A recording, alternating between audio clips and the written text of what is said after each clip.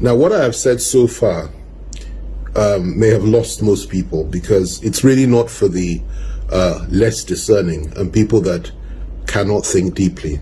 It's very profound what I've said, but they say a word is enough for the wise.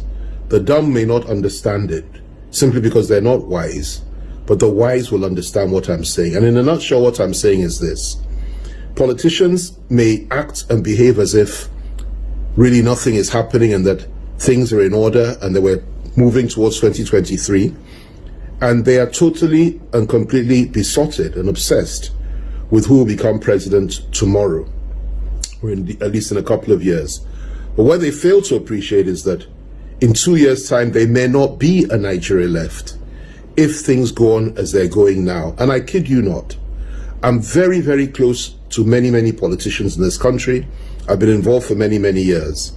And I have never seen this level of ethnic nationalism being expressed and being exhibited amongst the Yoruba people and amongst the Igbo people and amongst the people of the Middle Belt as I have today.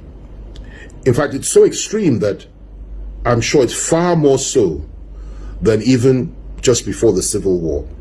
And that's what we're dealing with. And people like Igboho, particularly, and Adams, and Kanu, and Obadiah Malafia, and even Buhari himself have tapped into the power and the attraction of that ethnic nationalism. Rightly so, in my view. It can be used in a positive way if it's used properly, if tapped into that, and there's nothing wrong with that.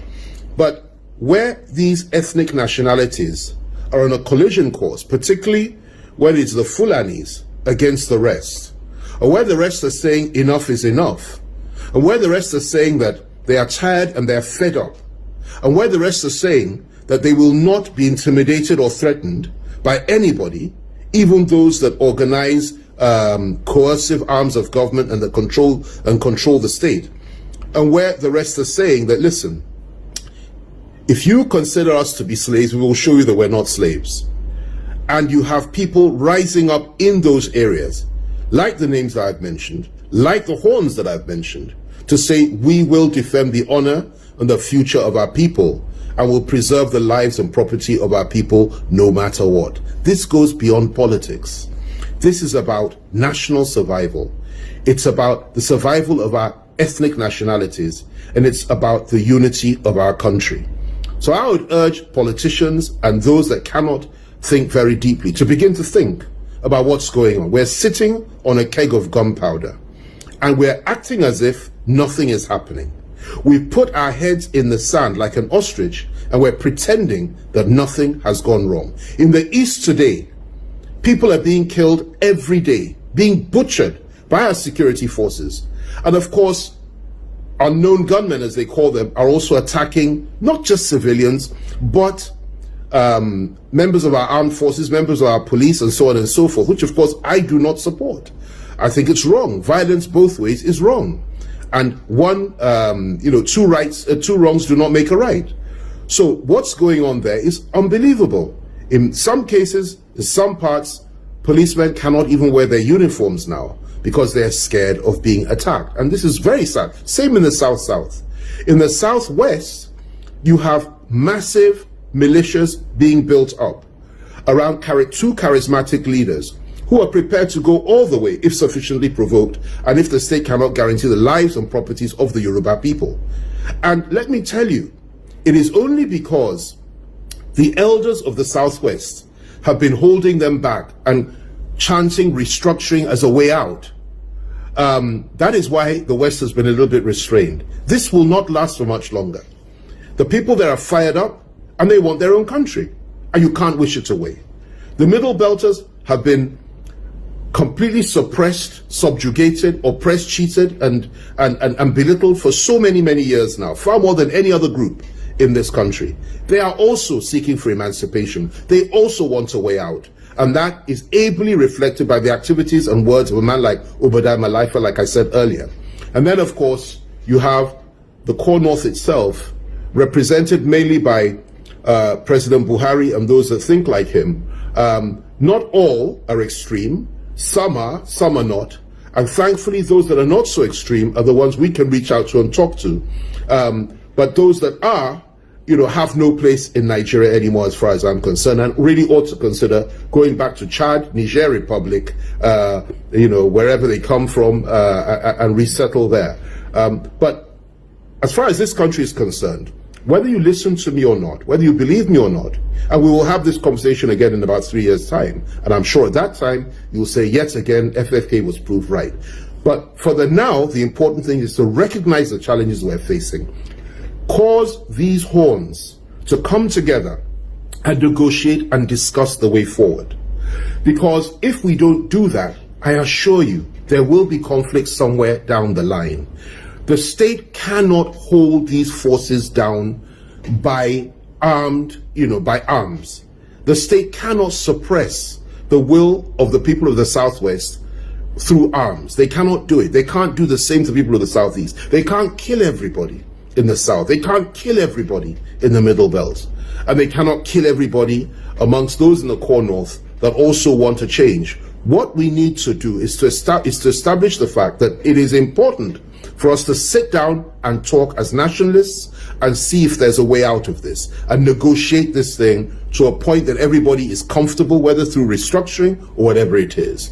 What we mustn't do is continue to act as if we don't need to talk to each other and act as if nothing will change, nothing will happen, doesn't matter how many people are killed, that the state can hold the line. The state cannot hold the line in a conflict like this. It's only a question of time. It's only a question of time. And the most important thing to recognize also is this: there are men of goodwill on all sides. We may disagree on Oduduwa, Biafra, Nigeria, or even an amalgamation of the 4 zones, the Middle Belt, the South-South, the Southeast, and Southwest coming together to form one country, and the core North going its separate way. Or we may have 5 or 6 separate countries at the end of it all. Or we may believe in an integrated Nigeria, which is restructured and we continue as one. It doesn't matter what you think. It doesn't matter what you feel. It doesn't matter where you stand on the way forward. What matters is that we must have peace, we must have dialogue, we must have understanding, and we must stop this idea that you can kill all those that are opposed to you and that you can wipe them off the face of the earth and crush the opposition and crush those that do not agree with you. This cannot work. We must talk, we must dialogue. That's the way forward, that's the only way forward, and that's my preferred option for the future for this country. I continue to trust God that we won't have a war, we won't have a conflict, but I assure you, as sure as I am, that night follows day and that day follows night. If something isn't done and we don't retrace our steps and we stop demonizing each other and killing each other, and the killing of the Igbos doesn't stop in the Southeast, the killing of Yorubas doesn't stop in the Southwest, the killing of Middle Belters does not stop, being killed by different people, whether Boko Haram, Fulani herdsmen, elements within the security forces, or whatever it is, whoever's responsible, at the end of it all, everybody will say to your tent, O Israel, they can kill us, but we also have the right to self-defense, and we will fight back and we'll defend our people. And nobody can take that right away from anybody. So let's have this conversation again in about 3 years. We'll see who's right and wrong. But I urge you all just to think and to understand the complexity of this situation and the gravity of this terrible mire that we found ourselves in. I pray for those that make these decisions. I pray for those that are in a position to help us achieve peace. And I call for dialogue and understanding on all sides, but with justice. There must be justice. Without justice, there can be no peace. There must be justice for the people of the Southwest, for the people of the Southeast, for the people of the South, the people of the Middle Belt, and justice for the people of the core North that have also been deprived by elements within the state and denied their rights. And there must be security. That is the way forward. Talk to Adams, talk to Igboho, talk to Nnamdi Kanu, talk to Obadiah Malafia, talk to everybody. And those on the other side also need to be able to talk to elements within the Buhari government for us to now agree that we go our separate ways peacefully, or we stay together in a restructured Nigeria. I end with this. What we must not do is continue as if we don't have a problem, because if we continue that way, believe me, 2023 will be an illusion. And even if we get there as one country, I really would pity whoever it is that will take over from President Buhari. We have some good candidates. Those that know me know who I believe is the right person. I've identified who I think ought to be the president of this country. But the question for me today is that, will there be a Nigeria in 2023? I pray so. I hope so. But at the same time, I will never deny the right of my people in the Southwest for self-determination if that is what they want to do. And I would not expect anybody to deny others the right to have the same principle of self-determination exercised in their zone. That is the way of life. That is what you call freedom and liberty, and that is what we demand. May God bless you all, and thanks for listening to me. Bye for now.